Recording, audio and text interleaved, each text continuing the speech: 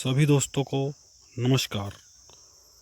प्रेरणा की इस श्रृंखला में मैं आज आपको एक और कहानी सुनाने जा रहा हूँ बाज़ की। बाज़ के जीवन के संघर्ष में एक और संघर्ष है जिसे आज आप जानकर आश्चर्यचकित हो जाएंगे। तो प्रारंभ करते हैं।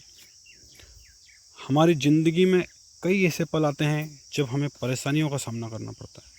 कई लोग तो जीवन में संघर्ष कर आगे निकल जाते हैं और कई अपने हालातों से हार मानकर खुद को ज़िंदगी के हवाले कर देते हैं।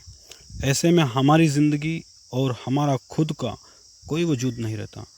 दुनिया उसी को सलाम करती है जो अपने कलाम खुद लिखते हैं। सिर्फ इंसान ही नहीं, प्रकृति में हर प्राणी के साथ ऐसा होता है।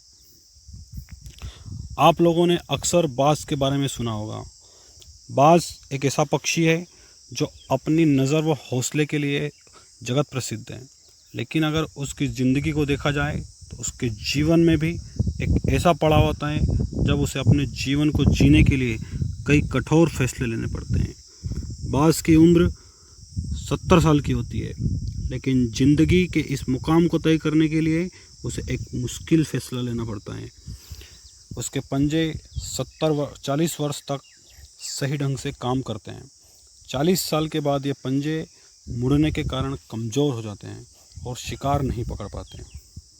इसकी लंबी और तीखी चोंच भी आगे से मुड़ जाती है। पंख मोटे हो जाते हैं, भारी हो जाते हैं और उसकी छाती से चिपक जाते हैं। इससे उसे उड़ने में बहुत दिक्कत होती है। ऐसे समय में बाज़ के पास दो ही रास्ते रह जाते हैं, या तो जीवन त्याग दे या फिर बदलाव के लिए एक दर्दनाक प्रक्रिया से गुजरे जिसका समय 150 दिन होता है।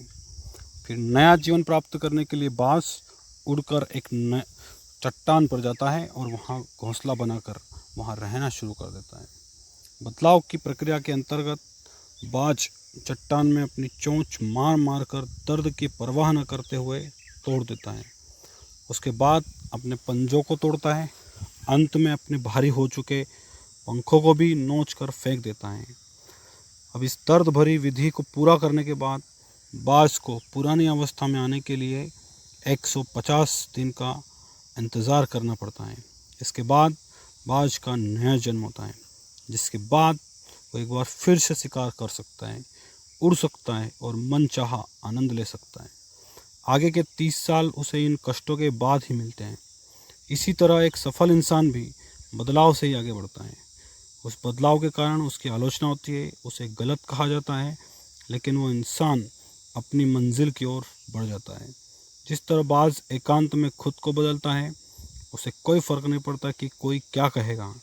उसी प्रकार हम भी आज एकांत के इस समय में, लॉकडाउन में, ईमानदारी से हम मेहनत करके हमारे अंतर्द्वंद को देख करके और हमारी जो कमियां हैं उन कमियों को हम बाहर निकालें, सकारात्मक सोच के साथ आगे बढ़ें, नकारात्मक चीज़ों से दूर रहें और फिर से एक नई शुरुआत करें।